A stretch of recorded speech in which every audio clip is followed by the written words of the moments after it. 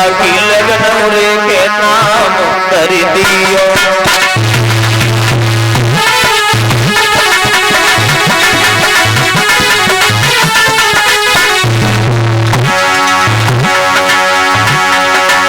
सुने राजा की बात मुनि लियो सोनी बाकी लगन रे के नाम कर दियो। नारद बोले हैं रुक मिल जा को नाम सिद्ध सब काम देवने की।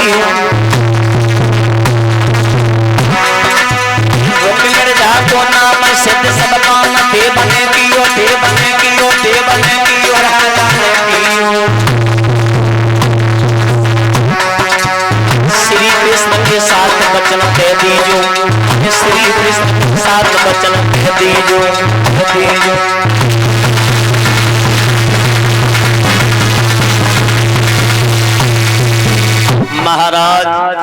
महाराज भीष्म से कहा है इस बेटी, ये बेटी समझ, ये कन्या समझ रही, ये कन्या नहीं है, ये स्वयं देवी का अवतार है। देवी, ये स्वयं देवी है।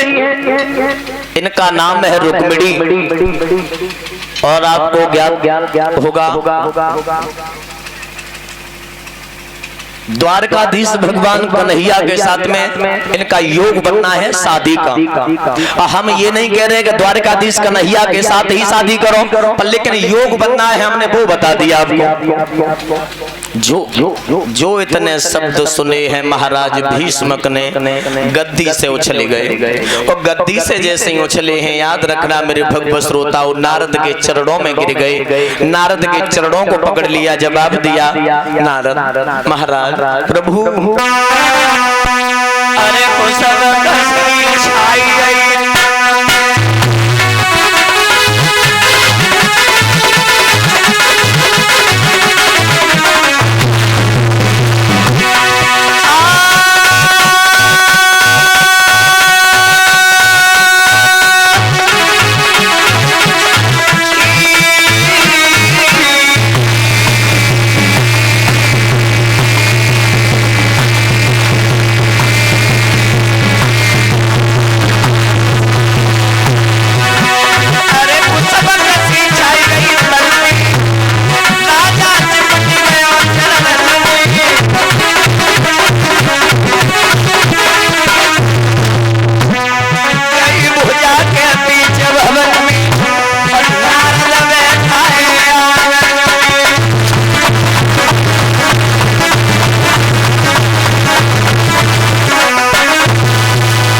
महाराज भीष्म गद्दी से उछल गए, चरणों को पकड़ लिया नारद के।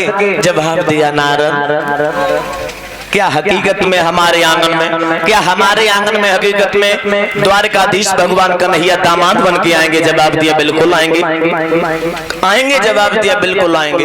अरे तो हमारा परलोक सुधर जाएगा। मेरा तो धर्म होगा, मेरा तो सौभाग्य होगा जो प्रभु के पाए पूजन को मिलेंगे हमारे आंगन में। हमारे आंगन में हकीकत में आएंगे। जवाब दिया और मैं क्या कह रहे हैं?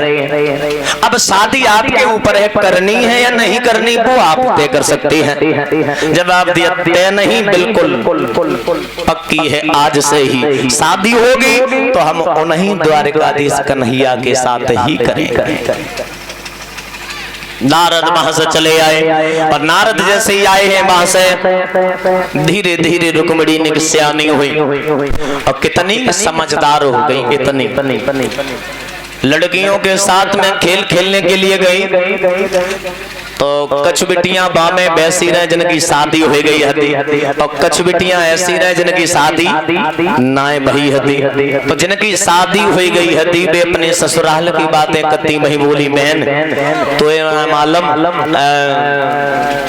वो हमारो जो भैया ना हमें जब लेने को गए तो हमारे सासू ने मना कर दिया पर ससुर ने हमारे भेज दिया।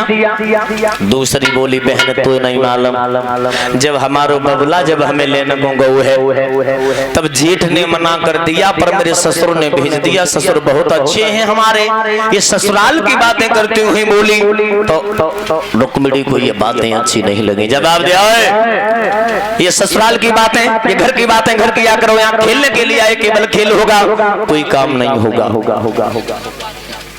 महाराज भीष्म की पुत्री रुक्मिणी ने इतने शब्द कहे हैं, एक दूसरी बिटिया ने शब्द सुने। जवाब दो बहन तो नहीं मालूम जाके गंदी ना आए बाने गोली की तो भोली मात दे। जवाब दो बहन सुन मेरी एक बात,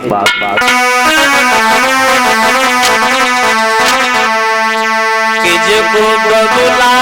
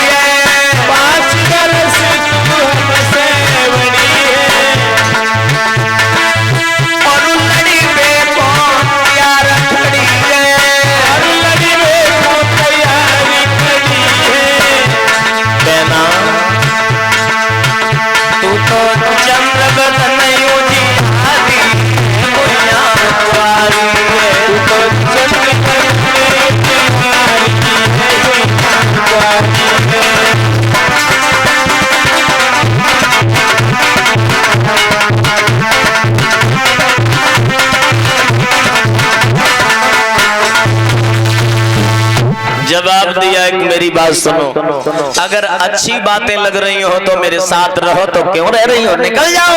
जवाब दिया हम आज से ऐसी संगत हम नहीं करें। याद रखना मेरे भगवत श्रोताओं, रुक्मिणी जो रहे साथ की सहेलियों को छोड़ करके अपने घर के लिए प्रस्थान करने लगे। महाराज भीष्म की पुत्री लड़कियों को छोड़ करके वहां से निकली, घर के लिए आ रही थी। रास्ते में ब्राह्मण देव से भेंट हुई। ब्राह्मण देव उधर से रास्ते में आ रहे थे, कुछ गुनगुनाते हुए आ रहे थे। ब्रजभूमि में हुआ है अवतार कन्हैया,